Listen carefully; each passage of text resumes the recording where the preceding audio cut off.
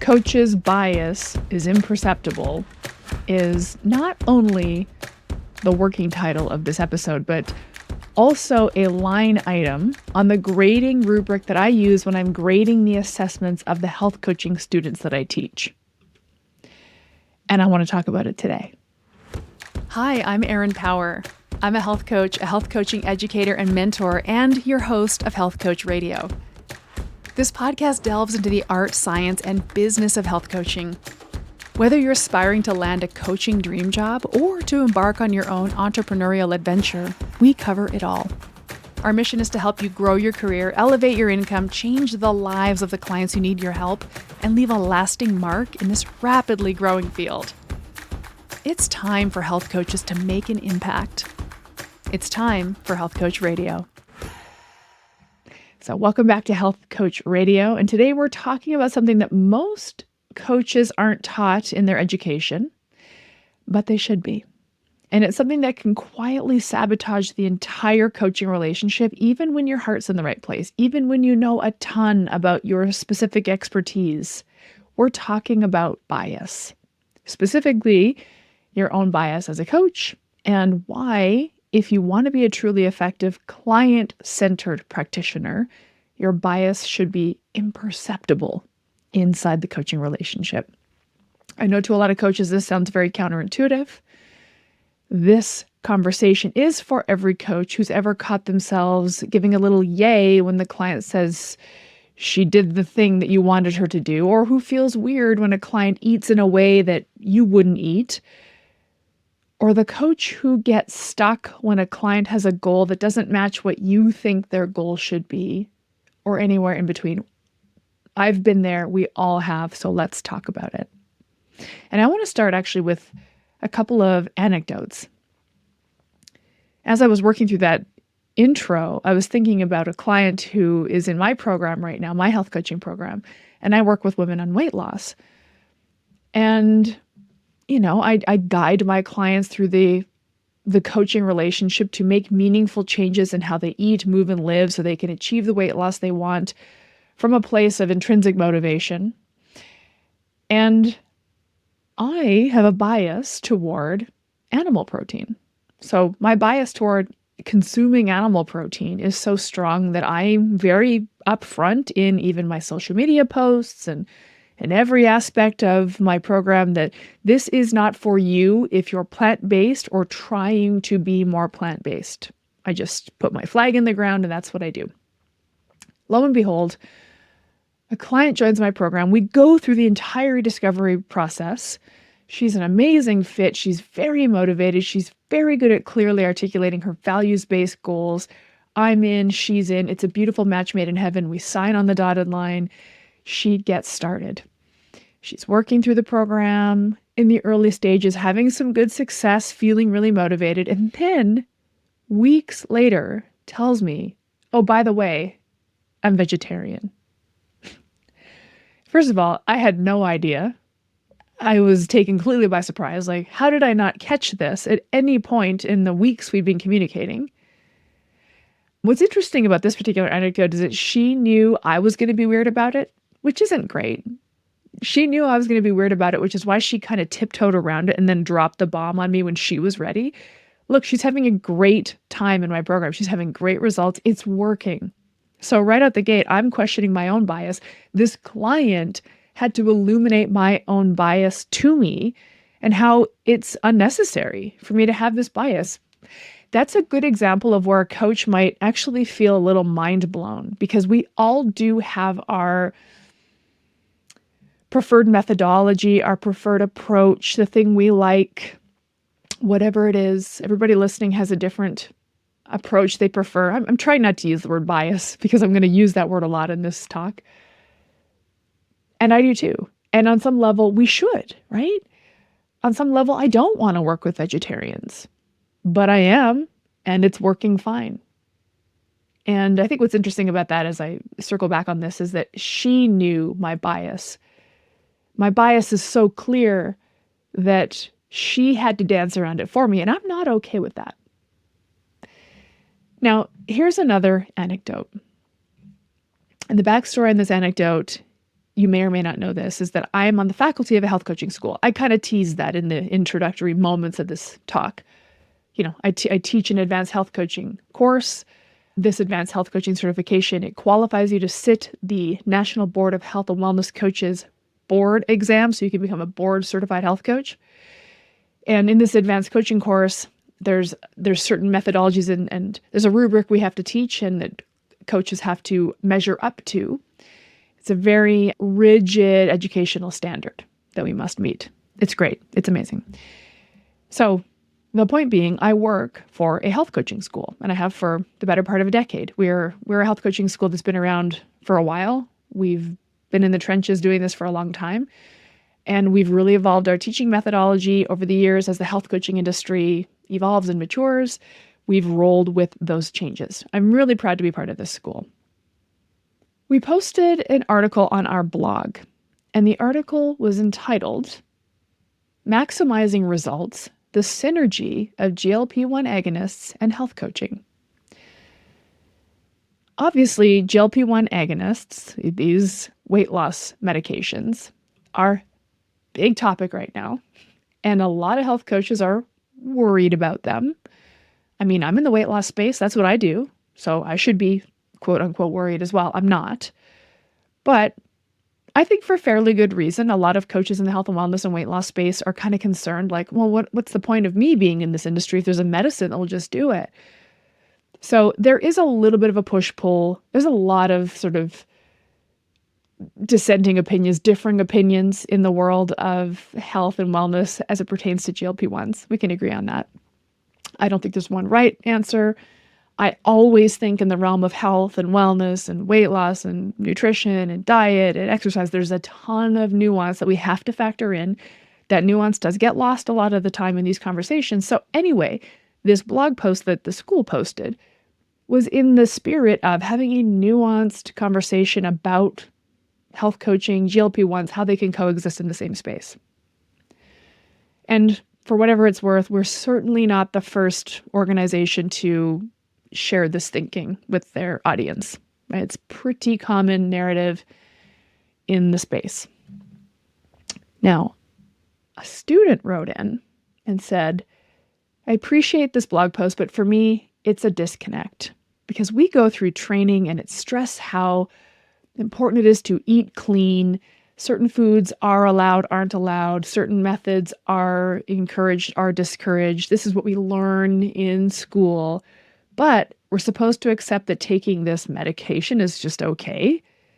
It just seems like it goes against everything we learn in health coaching school. I was very disappointed to see this was published. And that's actually that comment, which was, by the way, very thoughtfully submitted to us, is what sparked this episode. Because, I replied back internally, something to the extent of,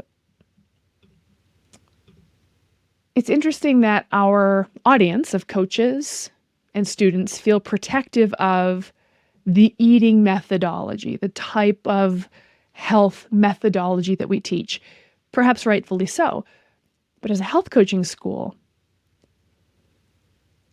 our mission is to train amazing coaches, and amazing coaches are client-centered. And to be a client-centered coach, you must confront your biases and demonstrate openness. So you can still have your personal preferred bias, but they must be imperceptible. Coach's bias is imperceptible. I go back to this grading rubric that I use. So my students have to submit a recorded coaching session to me, and I grade it, pass or fail, against this massive rubric. And they have to hit certain competencies. And one of my absolute favorite line items on that whole ginormous rubric is coach's bias is imperceptible. I want to hear you and your opinions fade into the background.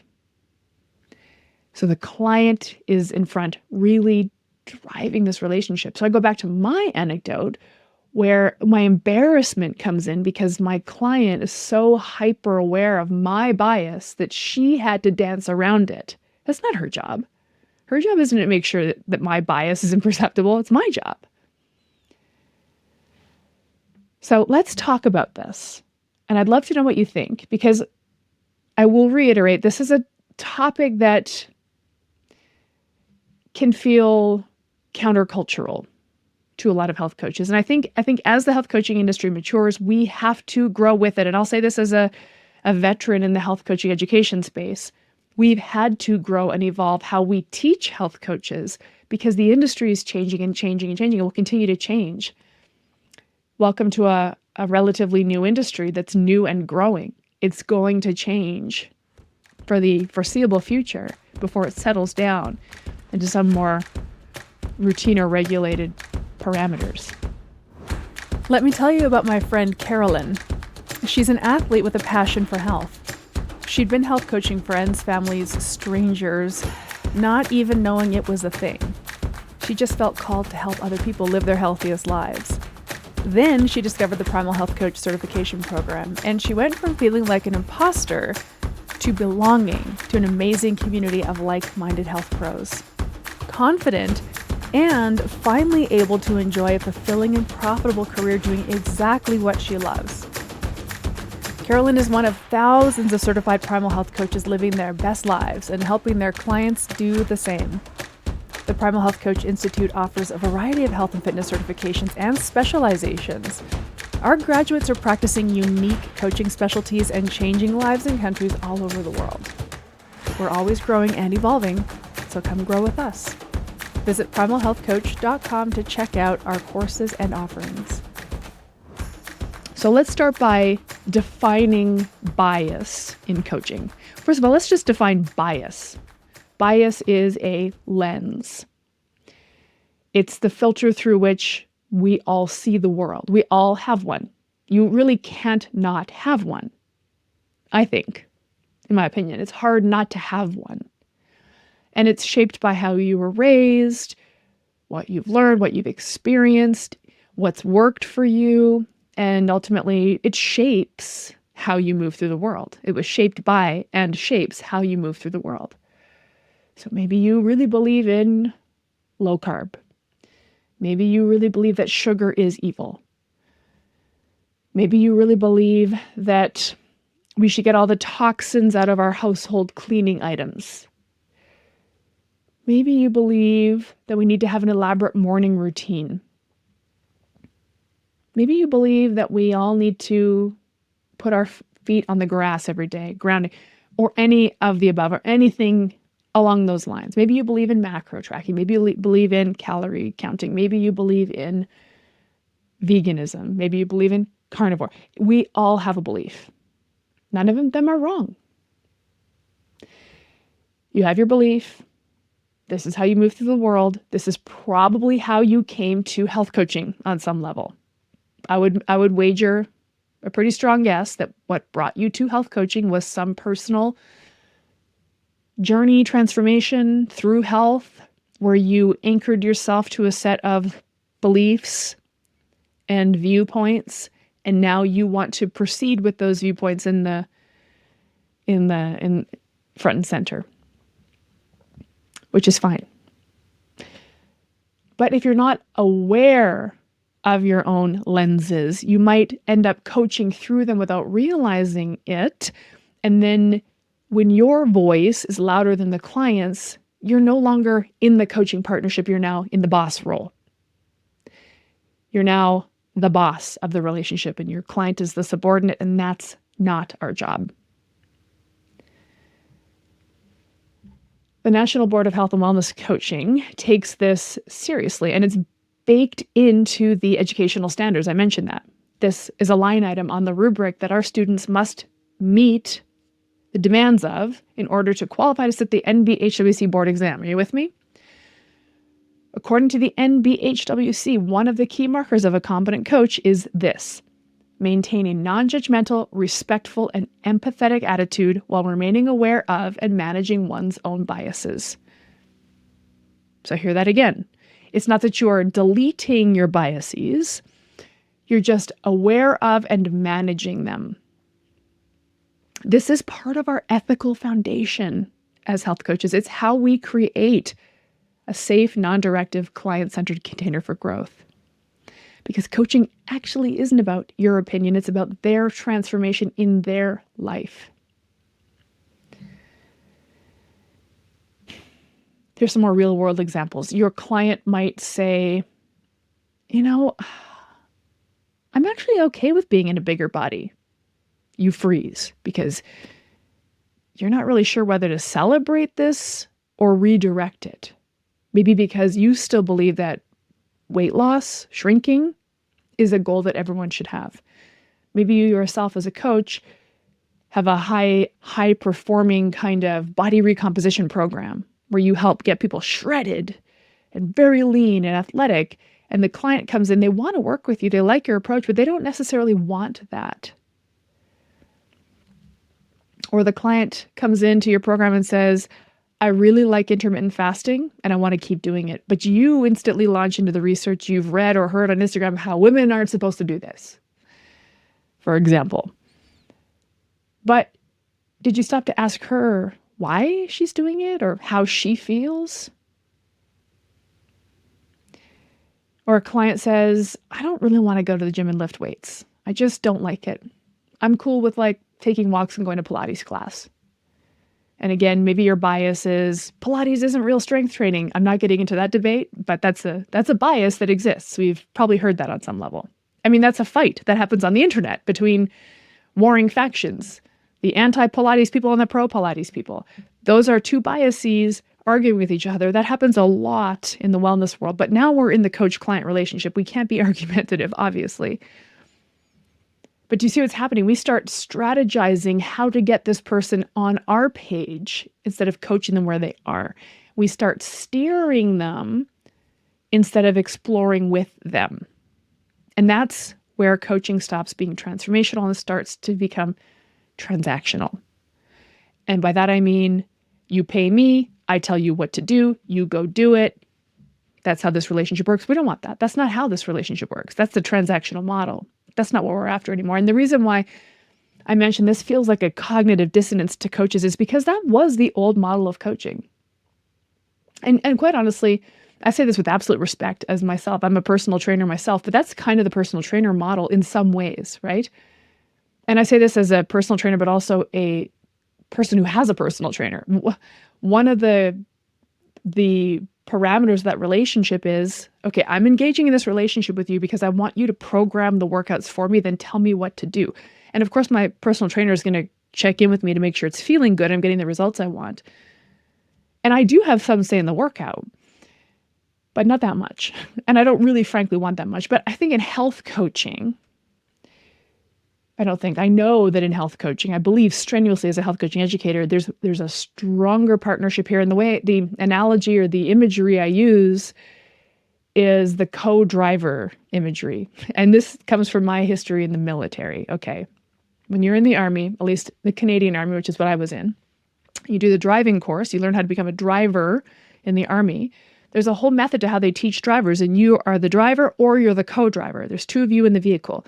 If you're driving, you're doing the driving. If you're the co-driver, you're navigating, you're keeping the driver awake, you're helping them maintain the vehicle to a certain extent, do the vehicle inspection, what have you. The co-driver's job is equally as important as the driver. It's just that the driver's literally behind the wheel, pressing on the accelerator, but the co-driver's job is a partnership, a very, very one-to-one, 50-50 partnership. So using this analogy, stretching it out a little further, the coach is not driving the vehicle, but the client also is not driving the vehicle. We are driving and co-driving, both of us. It's a partnership. So I do think for coaches, that takes a little bit of rethinking, reimagining. And I'm here for it. I absolutely love teaching health coaching for this reason, because we get to reframe what the relationship is like from transactional, I'm the boss, you're the subordinate, I tell you what to do, you do it, from that to the transformation. Why does this matter, though? Here is the impact. Clients may accidentally begin to shape their goals around what they think you want to hear if you consistently put your biases on blast. They'll say, well, I guess I'll try keto, or I guess I can track my macros again. Not because it feels right to them at all, but because they sense your subtle approval, or not so subtle, as is the case with my client who felt sheepish about mentioning that she doesn't eat animal protein. So this isn't empowering. This is now performative. We're now performing this act of coach and client. And that's got such a expiry date on it, this game. Because when a client is pretending to align with your bias, trust erodes. There's no intrinsic motivator there. They're not doing this from their own place of motivation. They're doing it because you want them to. And growth stalls. And not only does it not feel good for the client, but it doesn't work. Your client might stop showing up fully in the relationship. And then they won't get the results they deserve. So what do we do? First of all, having a bias doesn't make you a bad coach. It makes you human. And earlier in the conversation, I was thinking and talking at the same time that, we all have biases. It's impossible to imagine not having them. I think about this is just a parenthetical, from the perspective of a specific kind of bias called confirmation bias, which is kind of what we're talking about here, to be quite honest with you. Confirmation bias is, I already know what I believe. I already know what I believe. I already know my bias. And I'm going to go seek out material, thought leaders, podcasts, blogs, books that support my bias. I'm going to confirm my own bias by sharing the things that confirm my bias. And confirmation bias is pretty rampant in the health and wellness world, unfortunately. It's everywhere. And I always think to myself in my quiet moments, during my quiet scrolls, what would it be like to not have that? What would it be like to be able to actually consume content and in every corner of the health and wellness world without your own bias coming into play? I think it would be amazing if we could do it. I just want to validate that it's hard. It's very human to have bias. And your job as a coach is not to be bias-free. Your job is to make your bias imperceptible. Okay? How? Let me tell you how. Number one, notice your reactions. When you're in a coaching conversation with your clients and you're guiding the conversation in a motivational, interviewing, active listening sort of way, with your client who's very intrinsically motivated and self-determined, are you getting little pings of excitement when they say the things that you want them to say? Or are you bristling when they do something that you wouldn't have done or had them do? So a really good place, although not as easy as I make it sound, to start when it comes to confronting or making imperceptible your own biases is noticing your reactions. And that just takes a little bit of presence, and it might slow the conversation down, which is a good thing, by the way. You ask an open-ended question, the client answers it back, you reflect back to the client, there's some summaries, there's some affirmations, this is all the ingredients of active listening. The client says something that either confirms what you believe or confronts what you believe, and then you have a feeling about it. Just notice that feeling. And then don't say anything about your feeling, just feel it. And then ask your next question. Start to guide and encourage the client to keep saying more about that and maybe create a goal around it. Anytime you hone your skills of presence, it pays off. And that's all this is. Notice your reactions. Be present with your reactions. Number two, check your language. I just think language is such a powerful tool. And that's my bias because I used to be a writer. And so I really, really lean into language. So please understand that this list of ideas to help you make your own bias imperceptible is my bias. This is coming from me. And another coach in another parallel universe who's hosting another health coaching podcast might have a totally different list, right? Isn't that crazy to think about? But Here's a really useful tool. It's so simple. It's called reflection. It's one of the most basic communication tools that every coach should be mastering. And anybody who's done my advanced health coaching course as one of my students knows that I hammer on this. We have a whole exercise that we do one day in the course where every single thing your client says, you must reflect it back because you're using their language back to them, mirroring her words and feelings back to her. That's an easy way to confront your own bias or hide them and continue the conversation moving without accidentally inserting your bias. Third way is to stay in inquiry mode, not instruction mode. This takes a ton of practice. You'll get it. You will get this. But this is removing you from the teacher boss role into the co-driver seat. Coaching is more listening than it is advising. And simply answering, advising, teaching, telling, talking, your client will tune that out.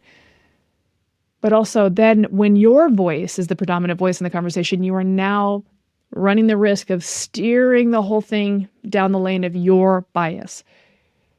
Another thing that I just want to bring up when it pertains to these assessments that I grade is I'm actually listening to what percentage of the time, roughly, is the coach speaking versus the client.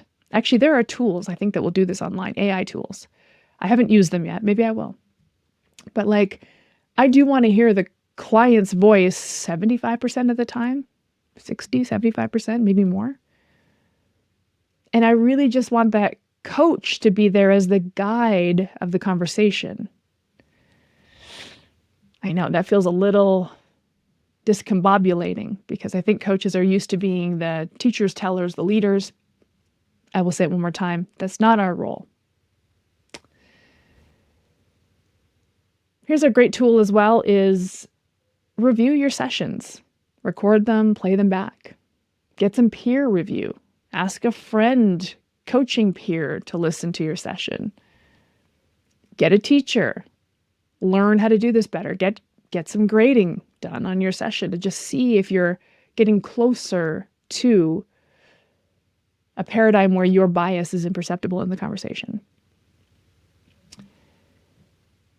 And then there's kind of thought experiments you can do. Be really honest about your biases. Write it out, journal it out. Say, here's what I believe. What is the opposite of that? And would I still be able to coach a client who felt the opposite? Because for the longest time, and I'm not saying that this is incorrect, but for the longest time, I had a staunch no vegetarian rule. I don't work with men. I don't work with vegetarians, but I could. There's no reason why I couldn't.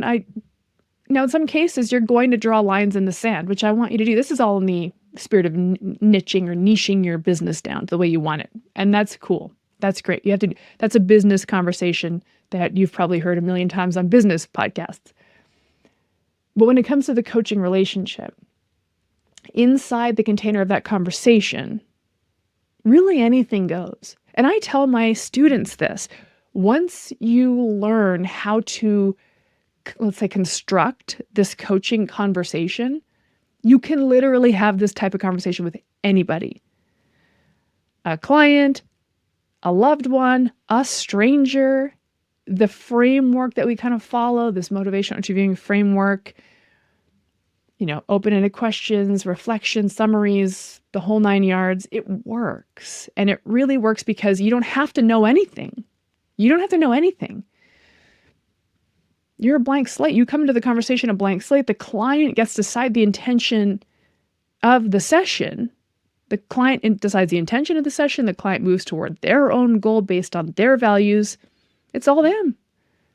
Your job is to move them down that continuum to get them to a goal, a process goal that feels important to them so they can get their eventual outcome goal. Here's the truth. The truth is you are an expert, but you're not the expert on the client's lived experience or the way they're going to execute health change in their life. You're the expert in helping your client become the expert. Meta, you're like the meta expert here. You don't have to know every nook and cranny of nutrition and fitness. Of course, you do have your expertise there. And quite honestly, that's probably how you'll niche your business, your practice, is in terms of your expertise. I work with women, I work with athletes, I work with moms, whatever it might be. But then in the granularity of the coaching conversation, the coaching relationship, you are now the meta expert who's training the trainer, the client to be the expert in their own life. So let your coaching be more of a mirror rather than a microphone. And let your brilliance show up in how well you hold unbiased space, not in how many brilliant things you say or how you blow their mind with the latest factoid you picked up on Twitter. Because the most powerful coaching moments often sound like silence, and they feel more like curiosity, and they land with impact and respect. And this can only happen when your bias is imperceptible. So this, coaches, is something for you to work on. And the best place to start with working on it is understanding it. So hopefully we've gotten a little understanding here in this conversation. But I'd always love to hear from you what you think about this concept and how you'll work on it. So let me know. You can reach out to me at any time at hello@primalhealthcoach.com. All right, we'll catch you next time. Thanks for listening. This podcast was brought to you by Primal Health Coach Institute. To learn more about how to become a successful health coach, get in touch with us by visiting primalhealthcoach.com/call. Or if you're already a successful health coach, practitioner, influencer, or thought leader with a thriving business and an interesting story, we'd love to hear from you. Connect with us at hello@primalhealthcoach.com and let us know why we need to interview you for Health Coach Radio. Thanks for listening.